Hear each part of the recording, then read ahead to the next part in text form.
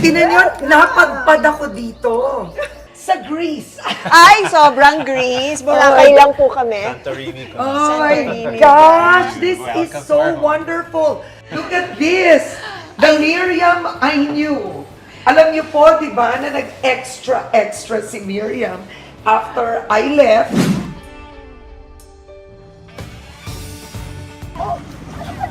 Bawal siya sa...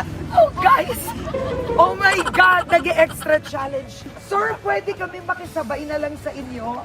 Kanina pa yan sa tricycle, nakasabay talaga. Pwede ba kasabay na lang?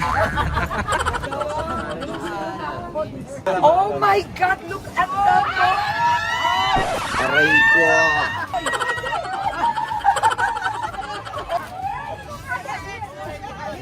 You know what? Yung buhay nyo dito, people save up for a whole year to spend a week in Boracay. Yes. Kayo, So dito true. kayo nakatira.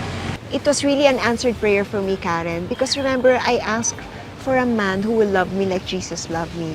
And RD's promise was not to give up on us because God knows we're worth it. And that's how God loves us. He will never give up on us because He knows we're worth it. Hello everyone! Welcome to my YouTube channel. Ako po si Karen Davila and I'm here in one of the favorite islands of many Filipinos and foreigners all over the world. Ito ang isla ng Boracay. At summer na naman ngayon, so marami na namang magbabakasyon dito. Pero alam nyo ba, marami tayong kakilala, celebrity man o hindi, na pinili ang Boracay na maging second home nila. Kaya very interesting ang bibisitahin natin dito sa Boracay, ang the one and only Miss Universe first runner-up na si Miriam Kiambao. Bakit nga ba niya pinili na manirahan dito sa isla?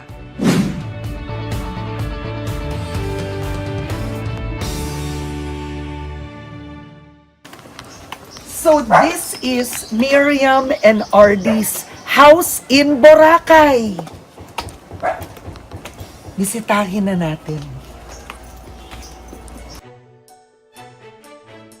Hello guys! Welcome to our Hello! Boracay home! Hi Miriam! Hi Ardy! Tinan nyo, napadpad ako dito. Sa Greece. Ay, sobrang Greece. Boracay lang po kami. Santorini ko. Oh my gosh! This is so wonderful. What year did you move to Boracay? 2022, but we were Okay. living in a February. different place. Exactly 4 years ago. I had a prayer, Lord, provide for us a place where the family and the children can run free. Oh, And then God really? said, beach. Okay. Yeah, and then I said, beach where? And the back of my mind, Boracay is too expensive. But later on, something popped up. Boracay long-term rentals, 50% off. We just went in October 2021. We did some oculars, and then we chose a place. And then In Station 2, in it was a 3 months, house. we moved. Was it difficult for you to move to Boracay considering, alam mo yun, nasa Manila kayo the whole time? For me, when he came and asked, babe, would it be crazy if we moved to Boracay? Let's go! Wala Agad. pa, no batting of an eyelash. You know, my dream was to Walang- really live by the beach. And Boracay is the best beach, one of the best beaches around the world. So who wouldn't Yeah. want to live here? During the pandemic, where hardly anybody was here. What was difficult was just packing, The moving. giving away, choosing the items to keep and what not to keep, Yeah. and then transporting everything here. But once we landed, walked to the beach and Yeah. saw the sunset, Yeah. it was magical. Immediately we said, this is the best Yeah, decision we the ever kids made were for like our running on family. the beach in their pajamas. So Yeah. Oh my gosh, alam mo, yan ang pangarap ng maraming tao nung pandemic. Either that they move to the beach or they move to a farm. This is our living room. Okay. Yeah, and this is Okay. where our friends come over for their D-group meeting. We entertain our friends here. What does D group mean? Para sa mga hindi nila, alam mo, hindi sila familiar. It's a small group of friends in the faith who are journeying also, trying to discover And learn more about about God God. and life with Christ. So ito, ang furniture na ito, was this your old furniture from your first house or from Manila? Actually, when the first house, which was in a resort, closed down because the property was bought. They were selling everything, and we bought Yeah. everything secondhand. Fire sale. Super barato. What do you mean? Sa resort to? Sa resort From to. the first two houses that we were living, even the Capiz Right, one. but that, So yung mga kapis walls na to were sliding doors to the bathroom of the owner of the resort. But since they were breaking everything down, I bought it. Hindi ko alam kung saan ko lalagay. Before there Ang was no ganda! room here. Eto, DIY lang to. Lahat yan, nabili ko sa Lazada. Oh, really? Pina-assemble lang namin sa karpintero. Sabi ko, extra space to. Dati doon ang front door, we decided to make it into an extra den. Extra yes, oo. Kasi nga, Ayan, tingnan nyo, so yan. when they have guests, di ba? Yeah. Yan, dito Oo. sila natutulog. Yan, oo. Yeah. Ano meaning Tas- nito? Diniwid. Lahat kasi ng mga rooms dito, ipinangalan namin sa mga beaches on the island. Wait, wala ka nang dinala from your furniture in Ito. Manila. Ito, galing tong Manila. Ito lang ang galing Manila. Lazy This is my boy. breastfeeding chair. Oo. Yan. Right, okay. So we bought my desks and some of the shelves. Those are ours from Manila pa. But Pero the minimal lang. Parang our philosophy was less is more. Yeah. You were Miss Universe first runner-up 1999. You saw the world. You saw the glam, everything. What did living here teach you? How did it change you? that the simple life is the best life kasi less stress. In Manila, there's always pressure to, to look good, to present yourself in a way na people will admire you. Pero dito walang pressure na gano'n kasi people take you as you are. Walang ganong Tsaka pressure. dito ka, naka-e-trike ka, naka-tricycle ka, okay lang. People, like millionaires, they own resorts, they ride tricycles, we Yeah. just ride bikes, they're naka-chinelas, at Aangkas ka sa naka-t-shirt. habal, okay. Okay lang. Oo. Tanggap dito yun. Yeah, so kumbaga it's really freeing, no? Nawawala yung pressure mo to perform. Yes. To keep up Impress. with, to impress. To impress people. So, and then you can focus on the more important things in life, family, relationships.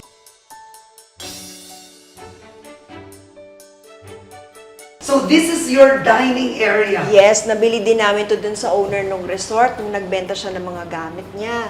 And this is solid wood, ha? Hindi ko Oo. lang alam kung anong klase So Boracay wood din to galing nga. Ito, I love this. Oo. Boracay din to.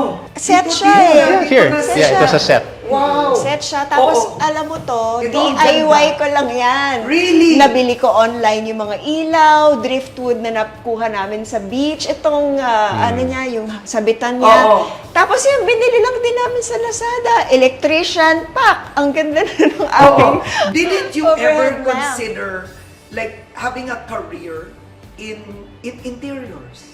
Parang it'll take more time for me to learn You about think? interior Oo. design. But I moved to RD's when we got married. Pina-Airbnb ko yung apartment ko doon. Mga 15 years na yata akong super host sa Airbnb. So parang nasanay Oh na my din ako. gosh! Super host sa Airbnb, So- guys. Pero kayo ni RD, negosyante, entrepreneurial ang utak ninyo. Yeah, so I had Salt and Light Ventures, which is a training and development company, and we organized leadership events like Maxwell. We held the license before. And then we spun off another company called Inspired Leadership with La Francis Kong, Anthony Pangilinan, Butch Jimenez. The key is to be content with what you have and not to strive for more and more and more. And just enough. Parang yun nasabi naman ni Lord sa Proverbs, di ba? Bless me, not too much, or I Yeah. might forget you. Not too little. Not- That I may That hate I- you. Yeah. Diba? And that I may steal. Oo, No. oo. Just give me enough.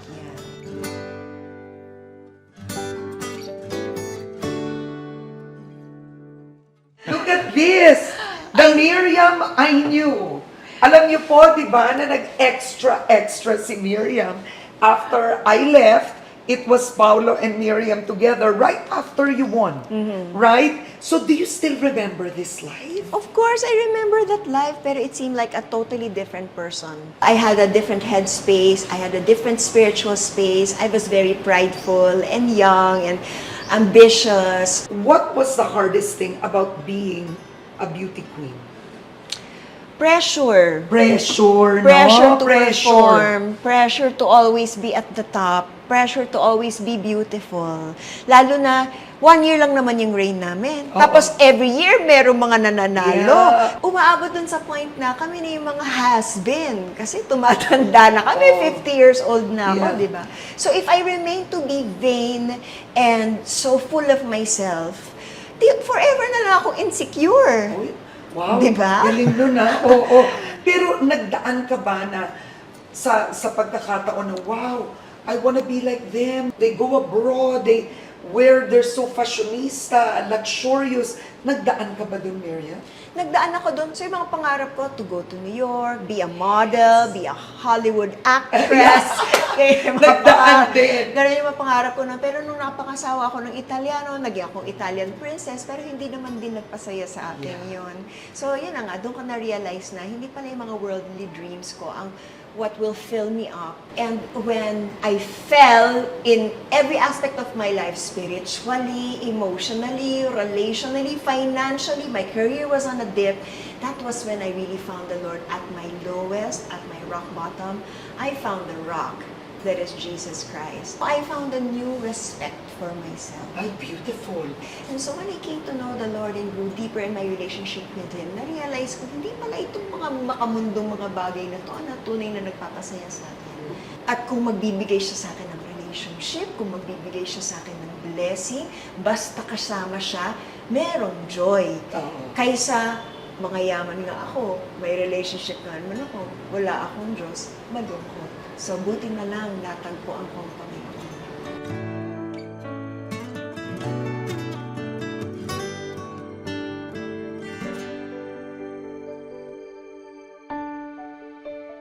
And now, Do you we go. cook? No, I have the yaya here cooking. Nagluluto yan. I like to cook, but I don't cook as much.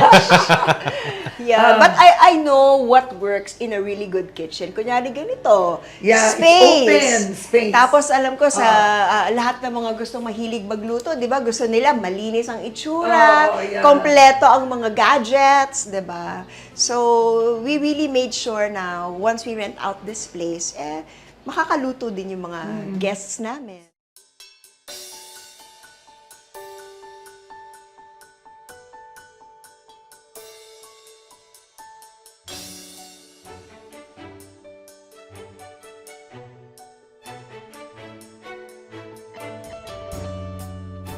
Wow, so you and RD have two boys. Little boys. Two little boys, meaning from your marriage. Yes. Kasi Our when marriage. you married RD, you already had a son Yes. from your first wife, right? Okay, so your two boys, ilang taon na sila ngayon? Elijah is 7, Zeke is 4 years old. But when we came here the first time, Zeke was only 7 months. Yes. What was it like being parents that you were here in Boracay? Everyday beach, di ba? Pagkagising, after breakfast, outside time. Wala sila sa gadgets? Wala sila sa Oo, gadgets. yun. Binabawasan namin ang gadgets. We were very intentional with that. Kasi alam nga natin yung effect sa brain nila, in their Actually, attitude. dito sa beach, hindi na hinahanap yung Yeah. Ah, gadgets. really? Wow. Oo. You raised your kids na outdoors. Outdoors talaga. Ang sarap. Oo. It is wonderful dahil I have the benefit of being with them every day, teaching them, molding them in Christian values which we believe in. I won Entrepreneur of the Year, meron akong maraming awards for being an author, but the most accomplished I felt was when I spent time with my boy. Yeah, it was that, parang it beats all worldly accomplishments. Yan. Okay, so when you go out the back door, Okay, wow, meron pa pala. meron pa separate Oh, meron entrance. pa upstairs. Yeah, separate entrance para sa tenants namin in our 2 studios. You and RD really thought of it and planned Yes. it. So this is Bulabog Oo. room. And this is White Beach room. So we currently have long-term guests there. And this is the rooftop I was telling you about. It had no roof, it had no tiling, no furniture. We renovated it. And these Moroccan tiles, we got that super cheap lang from Kalibo. Do you guys miss living in Boracay, your life? Because Yes. now they live in the south, in Manila. Cavite. Right? Of course. So, do you miss that old life? Yes, I do. Yes, we Yeah. miss. Yeah. Especially, honestly, when it's holidays or Christmas, I prefer staying here in Boracay kasi you get to escape all the invitations. Yes, that's so Plus true. the traffic. Oo, pag Pasko, di ba? Oo, At sa would Manila. you believe ha? Marami kami mga friends na gusto naming i-meet up. Pero nakikita lang namin sila pag nagpupunta sila sa Boracay dahil dito walang traffic. Sa Manila, ang hirap makipagkita. Oo. Dito, 10 5 minutes, 10 You're minutes. all together. Yeah.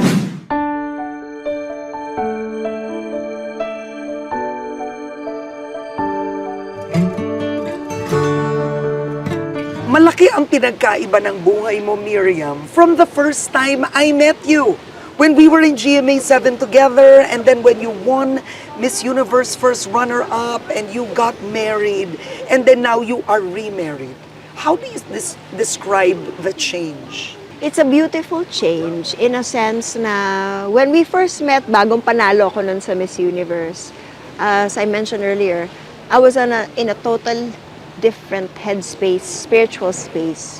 Kasi back then, I was such an ambitious young girl. I had dreams of, taking advantage of the wave of the Miss Universe, right? So, pasikat ng pasikat, dami mga shows. Pero at some point, maaring malaki yung kita ko, maaring my shows were beating the competition. Pero kahit sikat na sikat ako at marami akong pera sa showbiz, it seemed dark in the limelight. Parang it seemed so empty. And I was needing for something more meaningful than show business. Oo, pero bakit? Why do you think? During that time, I didn't have the Lord.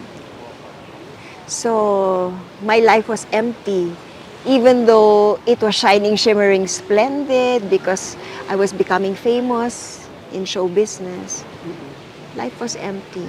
And I know in my heart, there's so much more than what life has to offer. So much more than fame and fortune.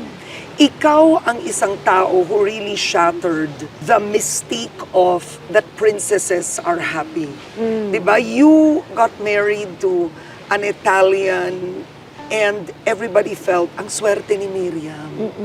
What went wrong there? I thought it was the dream I wanted. And then when I finally got it, I discovered that it wasn't what I thought it was. It wasn't the bed of roses I expected it to be. So it was a lot of expectation that was unmet. I had everything. I had money. I had this beautiful, expensive house, beautiful, expensive things. I was traveling the world, the Italian princess that I had dreamed to be. But it was lonely in the castle. We didn't have God in the relationship. So mababaw yung level of relating namin. Puro shopping dito, travel dito. Mga ganun lang. Business, pinag-uusapan. Pero, yung purpose, wala. It seems all dreamy, like Cinderella style or Snow White. Doon tayo lumaki, di ba, Yeah. sa mga fairy tale Yeah. stories. Pero, the problem with that is little girls are conditioned by these fairy tale stories to think na this is what they need to dream about. This is what will make you happy.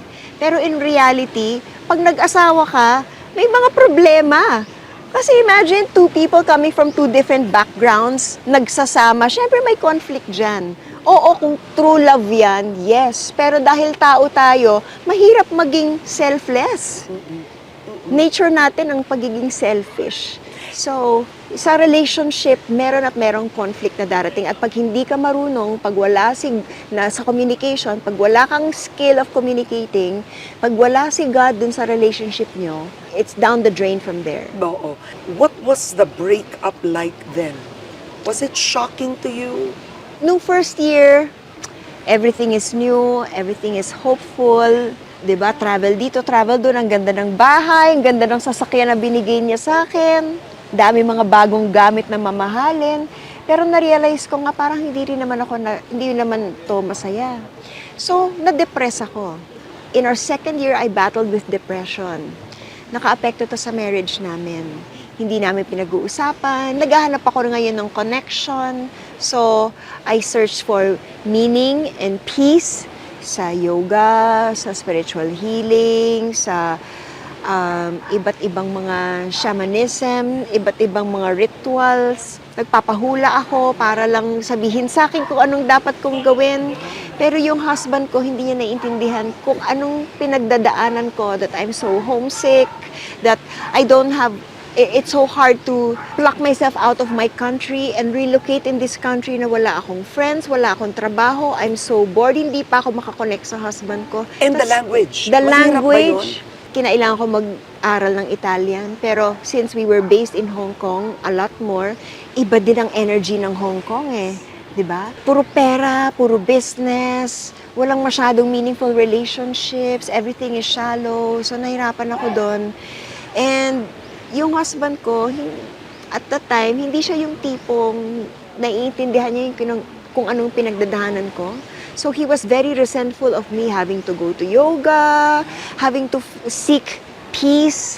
Feeling niya woo-woo na ako, feeling niya naloloko na ako. Hindi na ako sumasama sa kanya to travel to Italy. So I guess that also affected our marriage.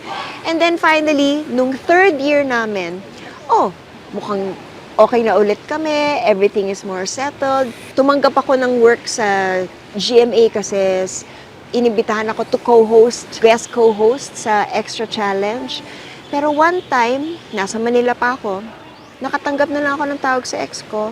Sabi niya, I just came from a meeting with my lawyers and I want a divorce. It shocked me. Sabi ko, ano Ganun nangyari? Ganun lang.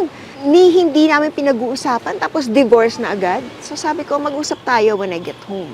Pagbalik ko sa Hong Kong, we were in the kitchen. Tinanong ko siya, is there someone else? Umamin siya. He fell in love with a much younger woman who's a Brazilian model. He's thinking na he'll just write me a check and send me home. Parang sa loob ko, ganun kababaw ang tingin niya sa pag-aasawa.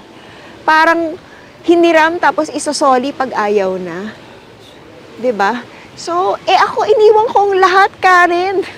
Iniwan ko yung career ko, pamilya ko, investments ko. My career was on an up and up. And I risked losing or giving up all of that to be with the one I love. And yet, this is what he has to offer me. So, wala, na-depress talaga ako, pinauwi niya ako. And during that time, feeling ko talaga wala ng purpose. Because my future was anchored on our marriage and the dream that I had wanted that marriage to be, the life that we could have been, di ba? Pero nung nawala na yung marriage, parang wala na ring purpose sa buhay ko. And I remember lying down in the sofa of my parents' house, sabi ko, Lord, kunin mo na ako, wala na akong dahilan para mabuhay. Hanggang nakatulog ako, tapos gumising ako kinabukasan, sabi ko, bakit buhay pa ako? Sabi ko, siguro may purpose si Lord, may dahilan.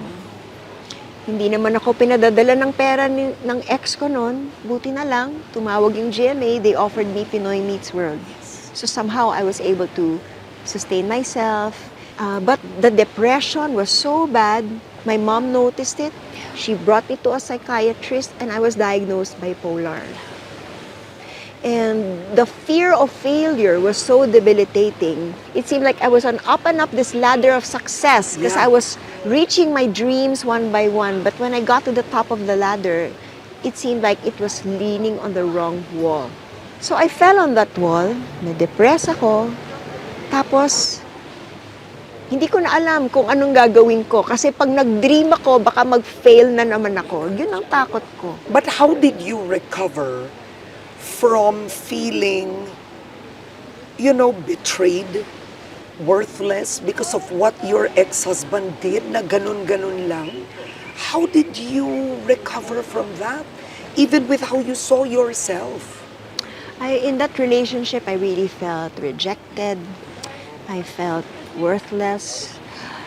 Everything I thought that I was, yung Miriam Kiambao na ina-admire ng mga tao, parang nawala yung, teka, maganda ako, di ba? Bakit hindi in love sa akin yung asawa ko? I wanted to stay because I was committed to my vows, pero ayaw na niya ako.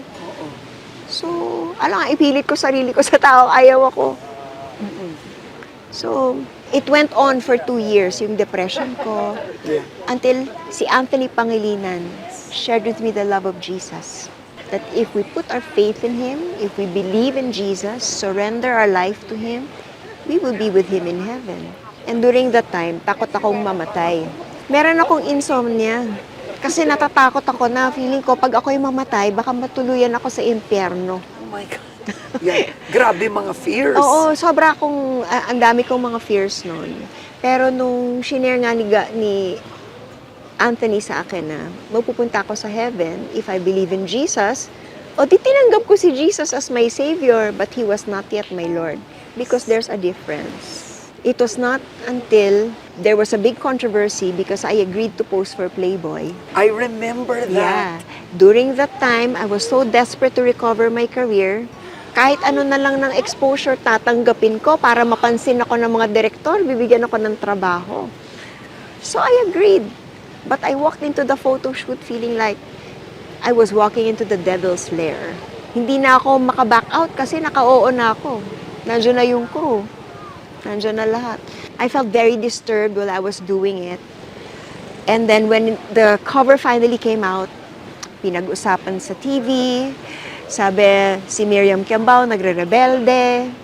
Umabot yung balita sa tatay ko, tinawagan ako ng tatay ko, sabi niya, Miriam, bakit hindi mo sinabi sa akin? Pinigilan sana kita.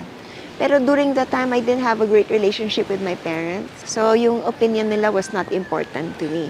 But the only meaningful thing left in my life was my involvement with World Vision Development as their ambassador, like you were ambassador. When the controversy erupted, they sat me in a meeting and said, you know, we are a Christian non-profit organization. We don't approve of you having posed for Playboy. We're going to suspend the partnership. Doon talaga ako nakapag-isip. Parang mali yata yung direksyon ng buhay ko. Mali-mali lahat ng mga nagiging desisyon ko. I think I have to go back to basic. So before fame and fortune, what was most important to me? I realized it was my faith. In who? Sabi ko, in God? Hindi si God. Kailangan ko pera, trabaho, para ma-prove sa asawa ko na hindi ko siya kailangan. I wanted a revenge, and I knew that success was the best revenge. Pero, na-realize ko, paano na ako magkakapera ngayon? Wala na ako sa GMA. My career is down the drain. Yung World Vision, nakala ko, I still have every right to be famous, to be admired because I'm using my name for something good. Tapos sila na may ayaw sa akin ngayon, so where does that leave me? Naisip ko, I really want to be successful. And then tumumbong sa isip ko, God reminded me, Success Principles by Jack Canfield. One of the principles he was teaching was that success leaves clues. That if you look at the life of someone who's been successful, meron siya mga desisyon na ginawa that led him to success. Sabi ko, ba't pa ako titingin sa buhay ng ibang tao? Hindi ba naging successful din ako? Kailan ako naging successful? Nung sumali ako sa pageant, ba't ako nanalo? Kasi pinag-pray ko pala yung decision. So when I prayed, God spoke to me through my devotional that I should join the pageant. When I obeyed, He made me win. And that's how I became successful. At sa pageant, nadapa ka. Nadapa, bumangon. Bumangon, nanalo. Nanalo. Yun ang naging metaphor ng pagdapa at pagbangon. But sabi ko, so kung si God talagang nagbibigay ng success, edi balik ako kay God. It was the Lord's grace that allowed me to get to know Him. He prompted my friend to invite me to a Bible study. Yeah. And when I went to that Bible study, I heard God's Word. I started reading the Bible. Then I discovered the truth. I realized my mistakes, what I should have done. And alam mo, libo-libo yung binabayaran ko sa mga success principle, sa mga success workshops. Yeah. Adik ako sa mga success workshops. Libo-libo. Ang mahal na mga binayad ko. Alam mo ba, Karen, nasa Bible lahat yun, libre pa. Nainis talaga ako sa sarili ko noon. Well, forced to good din ako kasi wala na akong pambayad sa mga workshop. I only had the Bible. But I realized, wow, this is so enlightening. Yes. And so aligned with all those what I learned in the workshop, nandito lang pala. Sa Proverbs 3:5-6, diba? Trust in the Lord with all your heart. Lean not in your own understanding. In all your ways, submit to Him. He will make your path straight. That's how I found my way. when I submitted to the Lord. And when you found your way, did you think, Lord, I will remarry again? Pinagdasal mo ba si RD? I still had hopes na God will restore my marriage. Until natapos yung divorce namin, pinakasalan niya yung girlfriend niya, nagkaanak sila, hindi na kami pwede magkabalikan. So I prayed, Lord, pinasaya mo na yung ex-husband ko. Ako, kailan naman ako? Kasi bata pa ako, gusto ko para na magkaroon ng pamilya, gusto ko magkaanak. So Lord, I don't think I have the capacity to choose a man for myself. Will you be the one to choose for me? So I kept praying, Lord, I believe that you will be the one to choose a man for me. Can you make him godly? I had a long list of qualities that I wanted in a man. I surrendered them to the Lord. Sabi ko, Lord, lahat ito, negotiable. Isa lang na negotiable ko, kailangan godly siya. Because if I marry a godly man, he will listen to God. And the Lord will teach him how to love me like Jesus loves me unconditionally. He will uphold me so that I can flourish. Sabi ko, Lord, pwede bang ibigyan mo ako ng lalaki na magmamahal sa akin? And that's exactly what the Lord did. Apart from giving me RD, ang dami niyang na-restore. He healed my heart completely. He restored my relationship with my parents. Bumalik yung career ko na hindi ko kailangan magtanggal ng damit. Nung wala akong direksyon, laman ako ng mga club. Tinanggal ako ni Lord sa club, dinala niya ako sa 700 club. And I found purpose. Galing, ah. I found purpose because He was using the talents and the platform He gave me to give Him more glory.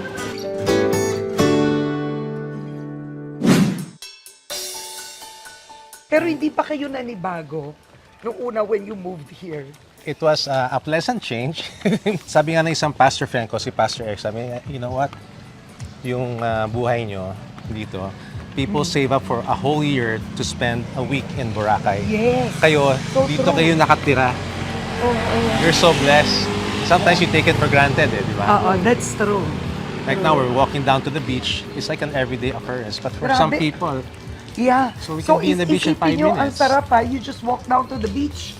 Yun na yun, that was Yeah. a regular day. it's a regular day. But for some people, it's like their dream to come here. They have to save up for it.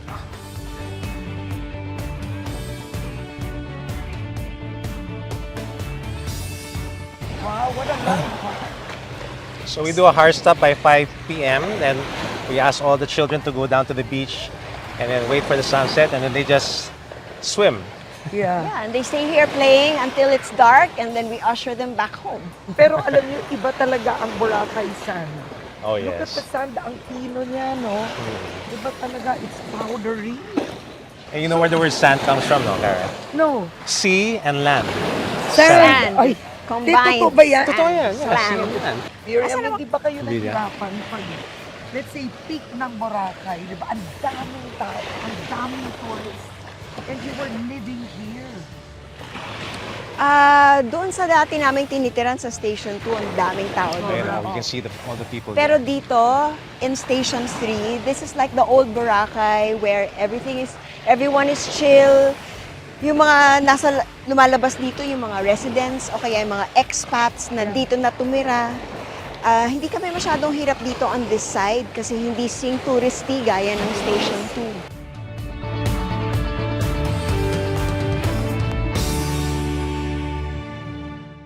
As God has put us together and ordained this union for us, I vow to be your leader, I vow to be your lover, and I vow to be your life partner. And know that you will be a great father to our future children. A man of character, a great husband, and a great father. An answer to my prayers. You prayed to the Lord for a godly man. And then RD came into your life. Pero RD, hindi ka ba na-pressure? My gosh, ang dating asawa ni Miriam, sobrang milyonaryo, foreigner pa, Miss Universe first runner-up to, sikat na sikat. Honestly, Honestly, my only concern was that because I know it was God who matched us, ang concern ko na I was asking God, God, why do I need to get married again? Kasi kala ko quota na ako eh. 17 years of a beautiful marriage. My first wife died. I had a 5-year-old son. So I was content to be a single dad. That was my plan.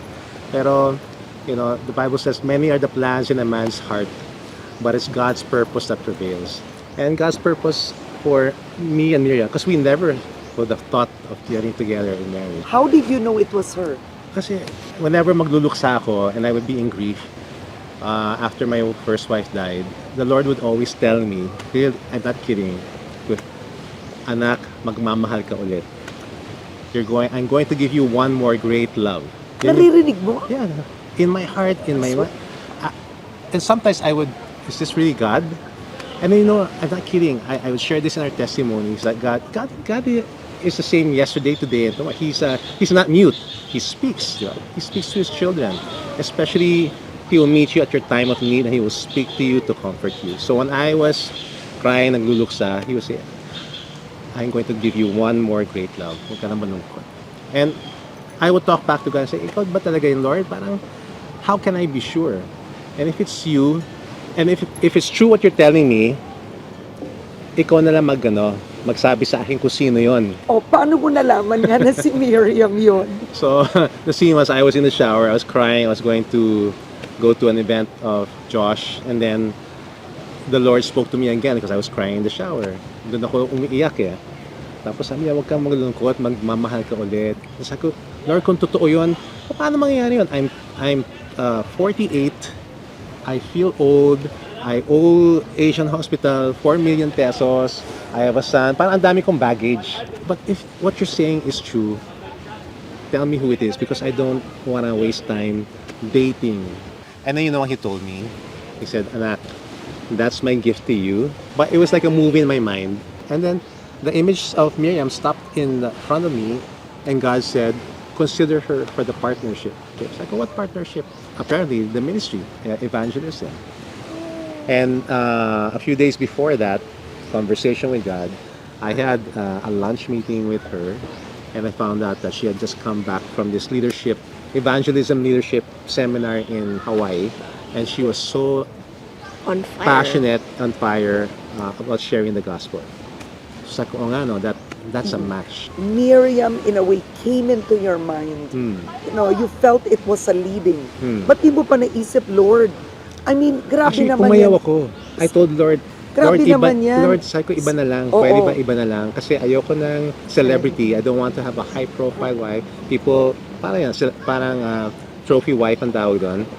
And also, she posed in Playboy before.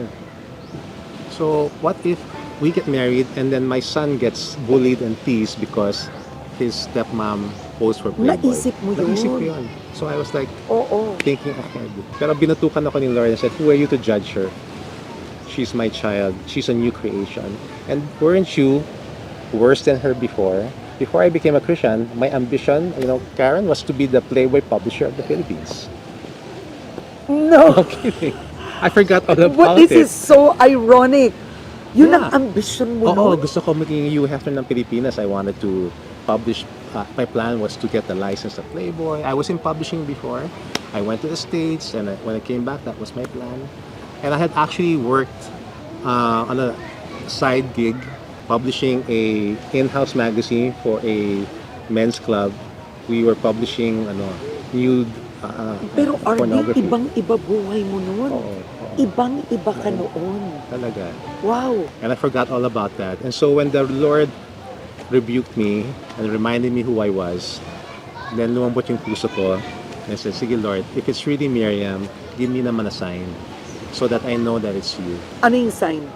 So my prayer was, lumuhod pa nga ako, sabi ko, "Lord, if it's Miriam, even before I court her and launch out, whisper my name in her heart." So para sigurado, di ba? She has to hear from you and whisper my name in her heart. So that was my prayer. And then when I went down to the car, when I turned on the radio, bilang familiar voice, it was Miriam. I was being interviewed in DZAS. So that was a sign that suddenly as if God was telling me, this is Miriam. She was being interviewed on the radio, and when I heard her story, lahat ng mga doubts ko, like, she's high maintenance, napakasimple pala niyang tao. Pero hindi ka natakot or na-insecure bilang lalaki na wow, beauty queen to. Wala kang ganon. Hindi, kasi my identity is in Christ. So, secure ako. And honestly, sa akin, parang I had nothing to lose. Like, if she says no, then, umiisip ko, then, Parang it's It's- not God's will. it's not God's will. Parang, It's my loss. Hindi kasi parang plano ni God yun eh.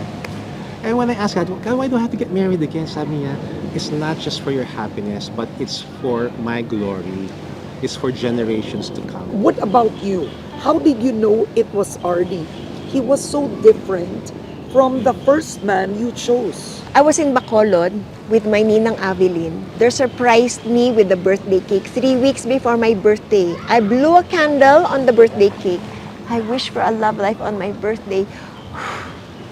And then there was a whisper in my heart. It was a name. The name was RD. You felt it? I Narinig felt mo? it para siyang thought bubble na lumabas sa heart ko. I've met him. He was my mentor when I was writing my book.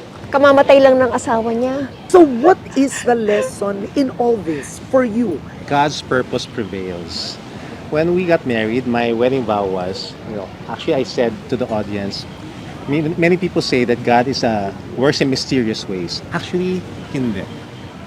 Because if you know God, He knows that He has good plans for you.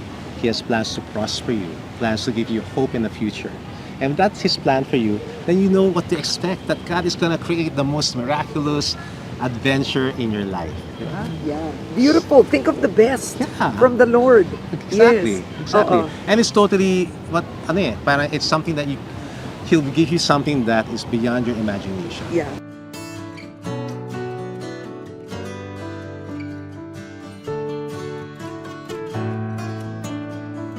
My lesson, two things. One is, do not judge a book by its cover. Yung character niya. And the more I got to know him, nalo akong na-attract dun sa character niya. But you've never been happier. Never been happier. Yeah. Second lesson, nagre-resist pa ako. Meron akong may sariling preset. expectation. Pero God knows what's best for us. And He can see the future, the big picture, more than what we can see. And so, my second lesson is to trust and surrender. There was a point, feeling ko talaga inupo ako ni God. Sabi niya, may plano ko. Are you in or are you out? Struggle, struggle, struggle in my heart. Flesh and spirit, ayoko, pero sabi mo, etong plano mo sa akin. Sige, Lord, I know that you know what's best. I'm going to trust you. I'm in. Wow. Now, I'm so happy. Yeah. How do you define love? God defined it for her. When she was asking the Lord if it was me, I sent her a harana, a Jason Mraz song, yung I Won't Give Up on Us. Tapos, so, habang nakikinig siya sa lyrics, it reflects what is in 1 Corinthians 13, that love never fails.